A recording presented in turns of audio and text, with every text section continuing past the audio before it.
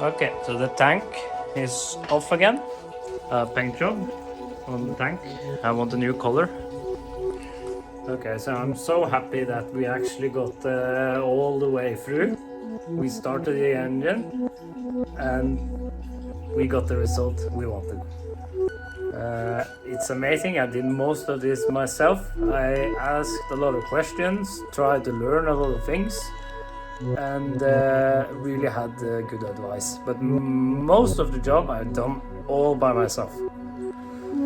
So I'm pretty proud.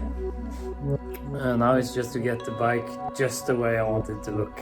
And then I will see you next season with the new look.